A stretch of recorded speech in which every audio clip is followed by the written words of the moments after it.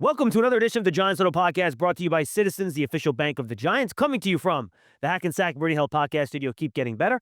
I am John Schmeelk, thrilled today to be joined by former NFL wide receiver, 10 years in the league, couple of 1,000-yard seasons, Super Bowl champion back in Super Bowl 35, now host of the Purple pregame and postgame show around Baltimore Ravens games on WJZ TV in Baltimore, Qadry Ismail. Qadry, how are you, man?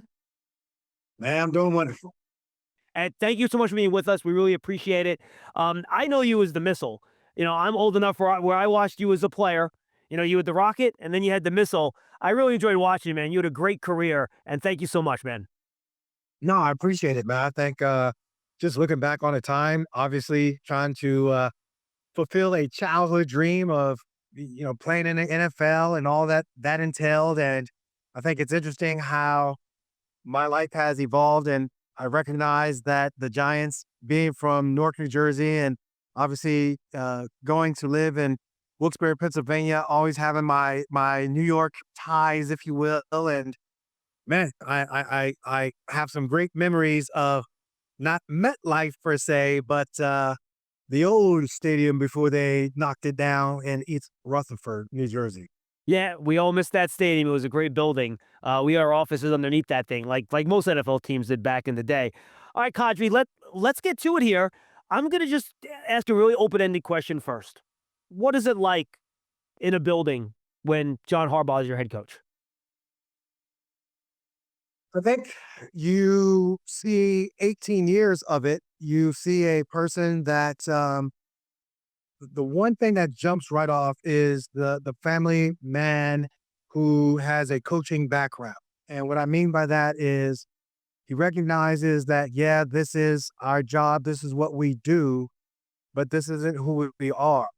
And so for Ingrid, for Allison, who he didn't necessarily want them to kind of feel like he's just all football all the time, but rather a well-rounded person. And he wanted his staff and those people around him to kind of have that understanding. So I think the biggest thing that stood out to me, I know when I was working with the Ravens, the one quick story, I'm sitting there and having to do a broadcast that I got to go into what we call the castle, because the Ravens facility, Steve Bisciotti, that you talk about state of the art. I mean, they call it the castle for a reason. It is gorgeous. Well, I'm going into the studio to do my show, and coming around the corner, I have my kids with me.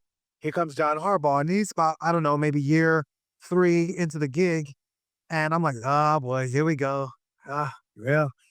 Man, he was like, hey guys, can you want to go to the indoor facility? And they're like, yeah. So he had them running up and down an indoor facility. And I'm sitting there doing my show for the next, 90 minutes, like, oh my God, I hope everything's all right. Man, it was cool. And I think from that, you see the consistency over the 18 years of who John Harbaugh is. So that's the big thing that sticks out to me when you talk about who John is, the coach and the man. What do you think his greatest strength is as a coach? Well, I think he is a coaching background of special teams. And so special teams, you're looking at an offensive side of the ball, defensive side of the ball, and you got guys who, yeah, you want to be in the league and you want to play for a long time, but you recognize, hey, I am an offensive guy or I'm a defensive guy. Why should I do special teams? And I think the coaches that click, that give you an understanding of the bigger picture and then scheme it to say, look, this is how you can improve and be a better player, but also help our team. That's a good coach. And I think for him, taking that CEO mindset over into the head coaching role, and then now recognizing there's some different personalities. And even in today's game, as he's grown and as the different generation of player comes about, you can't approach everybody with the same cut of cloth. And so, yeah, he has his, hey, this is what I like. This is what I expect. This is the level of excellence that I expect. But I think also what you're seeing is, man, I'm John Harbaugh and I'm confident in who I am, but I want you to be confident in who you are. I'm going to give you space to be confident in who you are. If you can be the best version of you, you're going to help our football team, or else you wouldn't be here. So I think that level of talk And the level of backing it up is what makes John Harbaugh a unique coach. I hate these overarching classifications, but I'll use them because I think it allows you to know where I'm going with the question. Would you consider him a quote unquote players coach? Would you consider him more of a disciplinarian coach, or does he tailor that approach, to your point on the last answer, to the individual player in terms of what he thinks will reach each guy the best? Well, I'm going to give you a wry smile. If we were talking about John Harbaugh early on, we probably would have said discipline coach. And I think it was because of the circumstances that were presented when he first became the head coach of the Baltimore Ravens. You had a bunch of alpha males that kind of got a little loose with it with the ship. And you had a ton of talent, but you had to rein it all in. And I think in reining it in, yeah, there was some tough love there. But I think over the years, it became more of a player's coach that was, all right, you know what? You need to understand these lessons, these life lessons that are tough life lessons. But if you can understand it, then all right, bet I'm gonna give you the freedom that you've earned. So freedom's gained is freedom's earned. And I think that's the best way I can describe John Harbaugh. No, I think that's a good description. I know you weren't a player for him, but I'm sure you've talked to a lot of players that have been in his meetings. Is he a like call guys out in front of the team when they're watching film together type of coach? Is it more of a address it with the guy privately type of coach? How does he address that sort of stuff when you're going over, reviewing the tape the day after the game? Maybe some stuff that's not so great happens. How does he handle that sort of stuff when it comes to dealing with the players in a group setting? So I think the one thing that over the years has come about is he's recognized that, yeah, early on you can really call guys out and it would be a form of motivation. But I think it is changed now into a form of a, hey, I'm going to give us all a teachable moment. And so it's kind of shifted into, I'm not calling you out. I am calling that play out. This is obviously now he's going to have to shift it from this is the Ravens' way of winning to the Giants' way of winning. But yeah, that way of, hey, look, here's what excellence looks like. Now, I will also say, yeah, Jimmy Johnson, back in my day, coined the phrase that, yeah, I am going to treat everybody fair, but not everybody is going to be treated equally.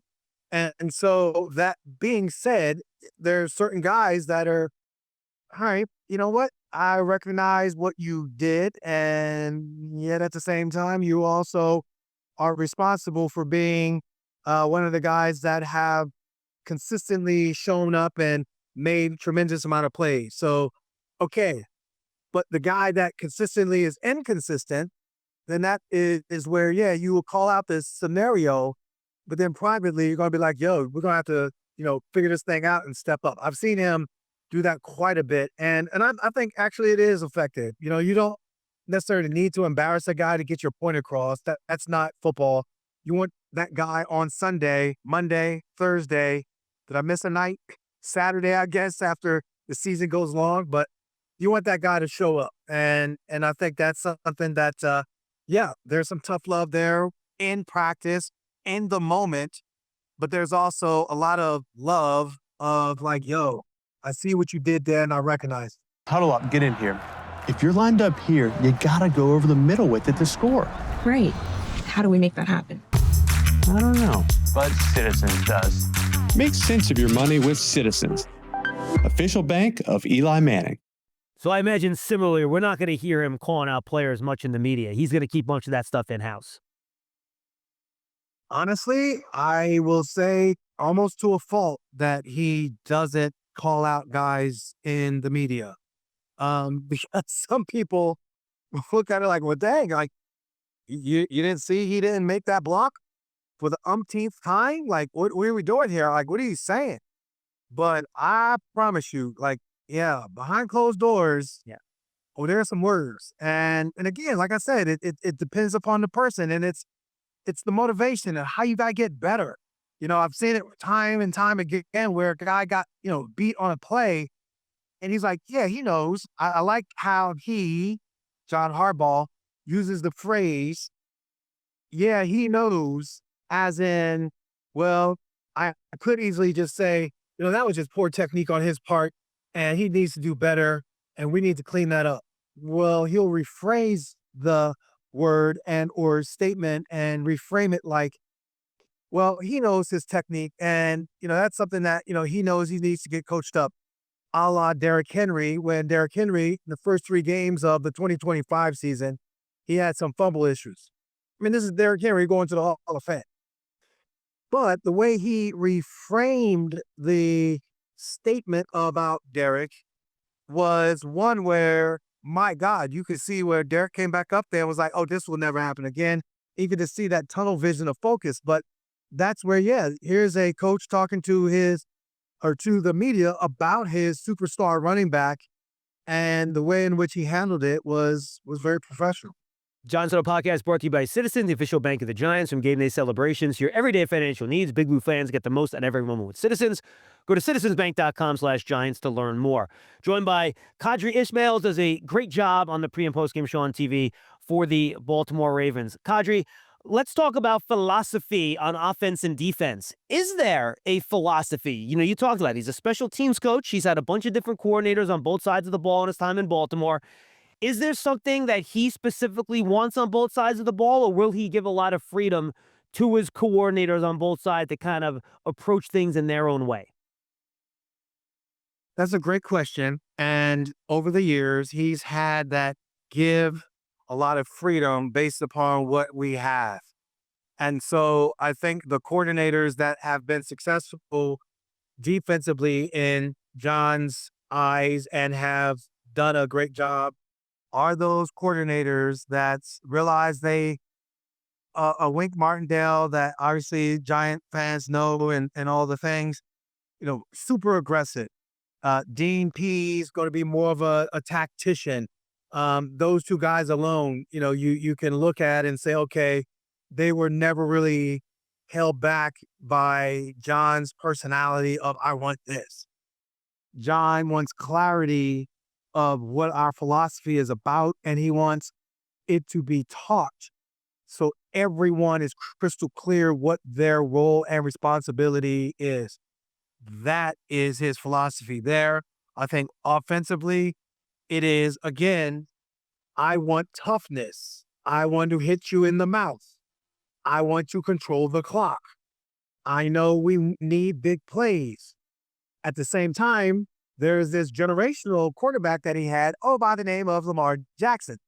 So when that I want toughness and I want to hit you in the mouth came with a generational talent that was making guys miss and just highlight play after highlight play, he's like, we want that, but we also know we win in games this way. And so that molding, that way in which he was able to adapt and then bring in a coordinator to help continue the adaptation, I tip my cap to him as a former offensive player. I don't want to be pigeonholed. I want to be able to, this is who we are. Yeah, I don't mind toughness and all that, and let's fight you for 4 quarters. But I also know for me personally, I mean, missile, big play. Hey, let's get them big plays. I know I want that. And so the big play to me is a huge thing. When you have a history of success, the way the Ravens have had over the past 18 years with him as the coach, only one season of fewer than 8 wins, you're going to have assistant coaches constantly plucked from you, right? They're going to turn into head coaches, assistants will turn into coordinators, all that stuff, Qadry. And he's had to replace a lot of these guys along the way. And I think he's had a remarkable string of success replacing coaches along the way. What is it about his ability to kind of continuously build out this coaching staff and adapting to the players around him? You talk about Lamar Jackson. I think it's a perfect example. That's allowed him to sustain the success even with the coaches and the players changing around him. I think one of the things that I look at is the fact that he had his dad and that coaching early on, watching before he became in the seat of power. It was, Okay, I saw how my dad handled that. Huh. Well, that coach had that kind of personality. Oh, boy, gee, that didn't work. Oh, wow, that didn't work. Huh. And over again, then you are under the tutelage of an Andy Reid, and you're seeing some of the juggernauts that he had on his staff. But where did Andy get it from? He got it from Mike Holmgren. Where did Mike Holmgren get it from? He got it from Bill Walsh. Like, there is a huge growth factor that you have to have as a coach. And when you get it and you see the wisdom that has been poured into you, then it's now your responsibility to go and talk to those other coaches and make yourself available to them. So, oh, by the way, I'm a head coach. So now I need to go ahead and replace, said coach, but this is what you need to look for. This is what you need to see. I like how, it's interesting. Here's coach and Todd Monken, very charismatic figure unto himself, real strong, bright-minded offensive coordinator. He goes to Cleveland, transforms some things there. Then he goes to Georgia. So now he's back at the collegiate level, and Kirby Smart, has him on his staff. Kirby Smart, you dealing with some college dudes, and Kirby Smart is one dude that's going to go ahead and be a little harsh and use some very strong, colorful language to get his message across. Well, so goes the coach, so goes the rest of his staff, and Todd Monken was like, man, I tell you what, I mean, I kind of got caught up in it, and I'm fiery, and we doing some stuff. They win some national championships. All right, bet. Here we go. John Harbaugh, he gets this guy, and his name is Todd Monken. Okay, well, let me see if he come up on my staff.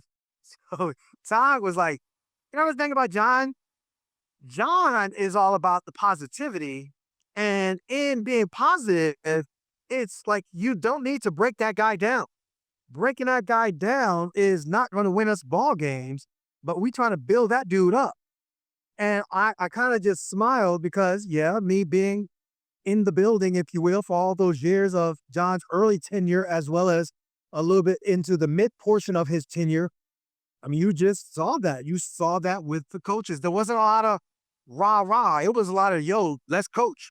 Let's coach this thing, and let's work hard. I think that working hard, having fun, competing, those are buzzwords that can be misunderstood. But I think with John and his staff and the way in which he taught it, but then to hear, again, like I said, Tom Monken even express it from the outside in, and then being in the midst, that kind of, that answers the question. No, I think it does. I think it's a good answer.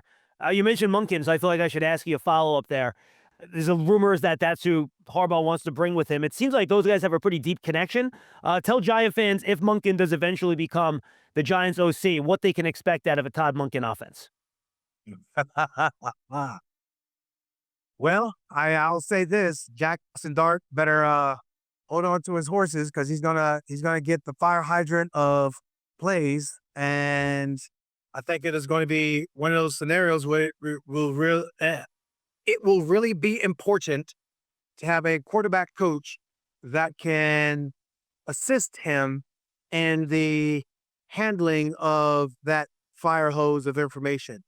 I think at the same time, the receivers are going to be smiling. I think if you, depending upon who John brings in, every coach across the league from the beginning of time, every time there's a new coach, you're going to bring in your guys. So who knows who his guys will be as far as the roster looks.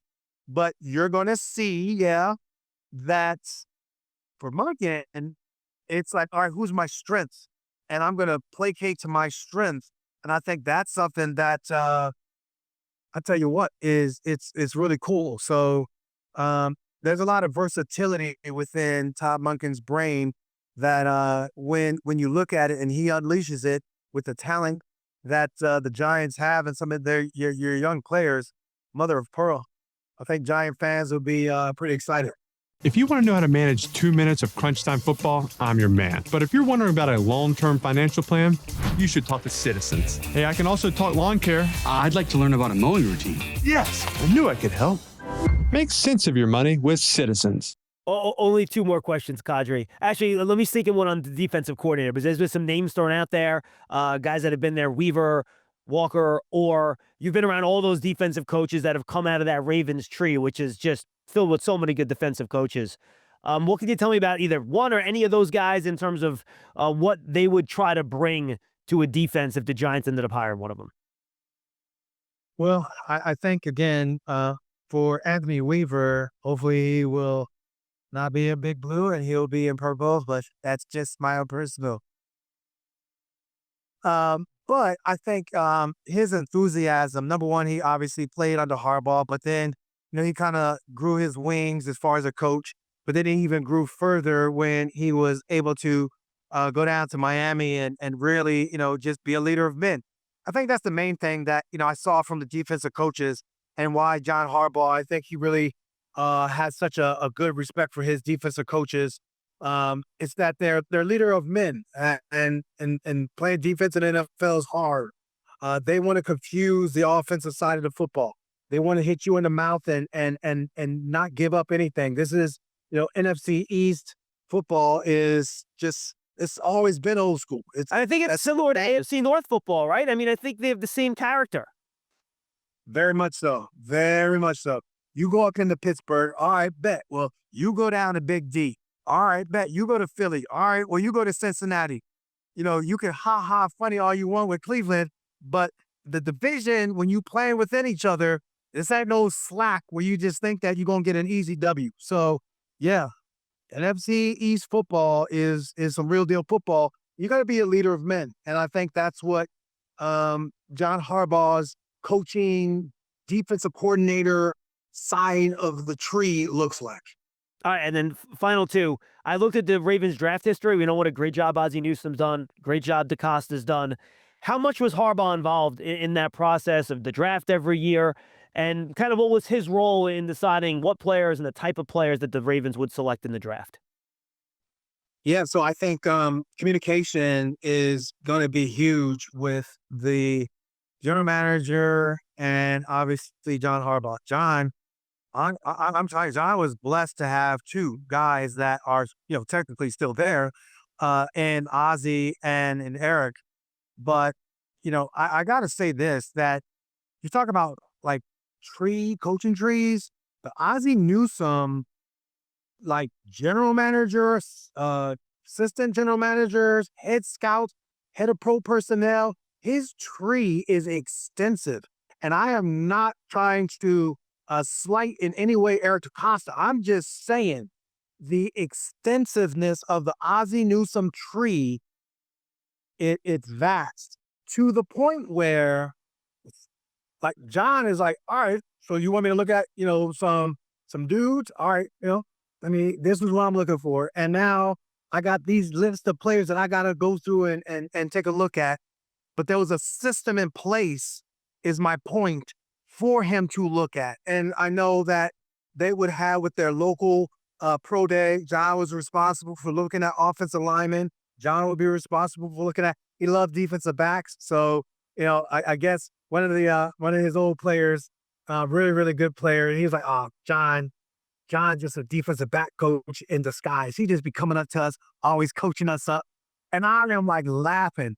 So he's like, oh yeah, so, this is the technique that you want. Like, you want to be able to stab at him. So I think him being from that defensive side of the ball as well, from a defensive back standpoint, that too catches his eye. So I know he had his role in looking at different players and saying, yeah, these are the guys that I want to bring in to help my team. All right, the final question, Qadry. Why was he let go when all was said and done? Why was he when the Giants let go of Tom Coughlin and we couldn't really put our finger on like a reason? It was just, you kind of just felt like it was time, right? Like he'd been here a long time. They had a lot of success and it was just time for a change. Is that where it was with the with the Ravens, pardon me, or was there something more to that? Yeah, so I think, from a team owner standpoint, yeah, I think part of it was just time. I think at the same time, when you look at Steve Bisciotti, who, I like how he runs his organization. He's hands-on yet hands-off. I recognize you. I hired you to do your job. I hired you to do your job. I hired you to do your job. not go do your job. Why should I micromanage you? If I have to micromanage you, then we have a problem because like now I'm doing your job and I don't want to do your job. I think for John, um, part of it is Eric DaCosta's tree of scouting from Ozzie. It gets watered down. There's some really good scouts that unfortunately left the building. There are some really good coaches, unfortunately, left the building. Mike McDonald, for example, Seattle Seahawks. What the heck? What has he done in the 2 years? There are things that go on within your tenure that you have control over that you don't have control over. And I think ultimately for Steve Bisciotti, yeah, new, fresh voice, first year that, this Ravens ball club in the Lamar Jackson era didn't make the playoffs. And I think that is something that is like, all right, John is going to get a job somewhere else. He's going to be the top commodity. Let me relieve him of his duties, but we also know that he's not going to be unemployed for long. And so those are the words that Steve Bisciotti is saying. I'm sure him and the Maras and the Tish and the whole crew will be down there at the owners' meeting. They'll have some tea. They'll be sipping on it. Oh, so how's things going over there in New York? Oh, they're going swimmingly. How's things going over there in Baltimore? Oh, they're going swimmingly. Then all of a sudden you'll have one of the Rooney owners. They'll come up and they'll be sipping on some black coffee every time something. Hey, what are you guys doing? Huh? Anything? No? Nothing? Good. They'll be going ahead and they'll be sipping on it. And then we have the Atlanta Falcons, Arthur Blank, be talking about some, hey guys, if you guys need any kind of equipment, Home Depot has a great sale for you. Just let me know. Then we're going to have Jerry Jones come up and be like, hey, fellas, I ain't win a Super Bowl yet, but I hear you that I am the richest, most powerful franchise in all the world. Can I just win one Super Bowl, please? $5? And then finally, you're going to have out there, Tom Brady's going to be telling us, hey, I know I'm the minority owner out here in Vegas, but, I was a former player. Hey, fellas, can I sit at the table? All of them are going to be like looking over at him. And the only one person is going to be like, you can sit at the table. And he's going to be like, hey, Tommy, come over here. Sit next to me. It's your guy, Robert Kraft. Bobby. You call me Bobby, I know. It's okay. I just kind of almost slipped on the Baltimore accent to Boston accent to I know. So however you would say it, Baltimore/Boston style, that's where Tom Brady's going to be sitting there with Robert Kraft. Then. I can't think of a better way to end the interview. Qadry, this was great, man. If there's anything we missed, the floor is yours. Otherwise, tell the folks where they can find all your great work. Yeah, so basically, I am on WJZ. You can see us on multiple, actually, platforms, but on the streaming network. I know people up there in New York are like, when am I going to see ya? You can see me easily on the WJZ.com and check out all my work there. Of course, podcast-wise, you can check me out on Locked On Ravens. And from time to time, we'll have Locked On Squad Show twice a week, every week on wherever you listen to your podcast. The Missile, Qadry Ismail. Awesome job, Qadry. This was great. I cannot thank you enough. You were fantastic. Thank you for joining us on the Giants Huddle podcast, brought to you by Citizens, the official bank of the Giants. Everybody, have a great day. We'll see you next time.